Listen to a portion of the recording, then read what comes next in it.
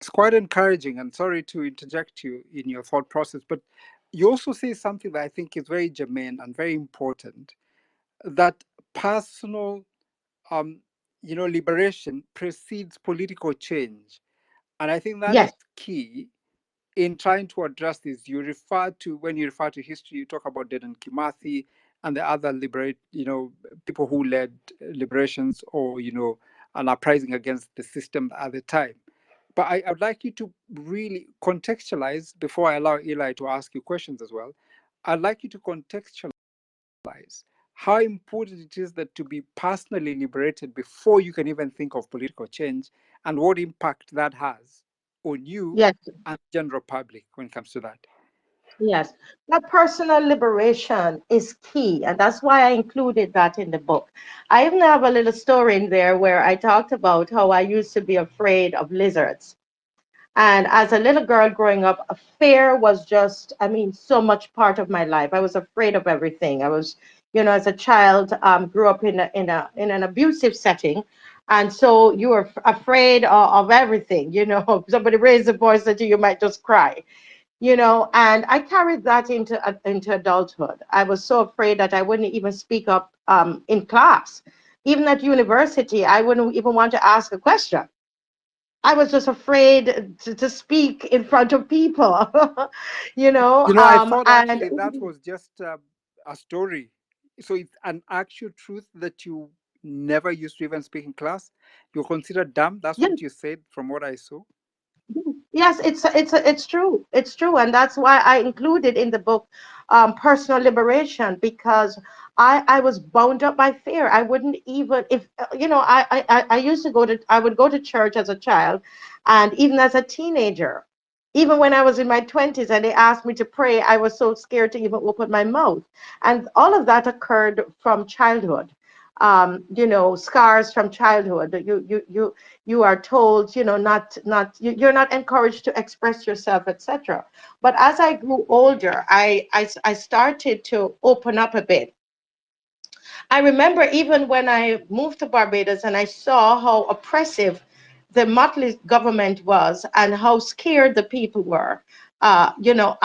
I bought into that fear too, and because that was always my default fear, I was scared to speak up against what she was doing. So I even created a fake Facebook account because they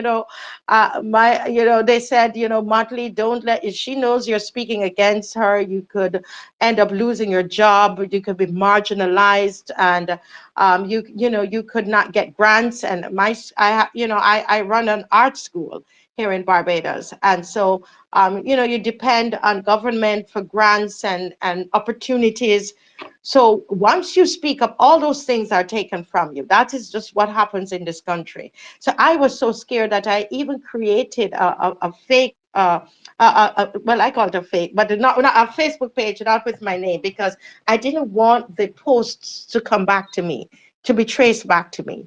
But it got to a point where the courage in me was over. Yeah, I guess it got stronger than the fear, because there's something about me. I'll tell you this, that injustice. I have a problem. I can't watch it, and I believe my intolerance for injustice superseded the fear the personal fear that I carried, and eventually.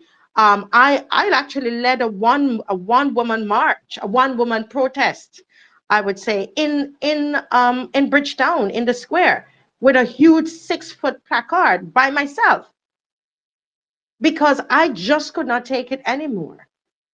And I did it. When I was going there that morning, I was scared. I was nervous. I was really nervous. But I felt compelled to do it because of what was done. Something was done to our children in the school without the consent of the parents.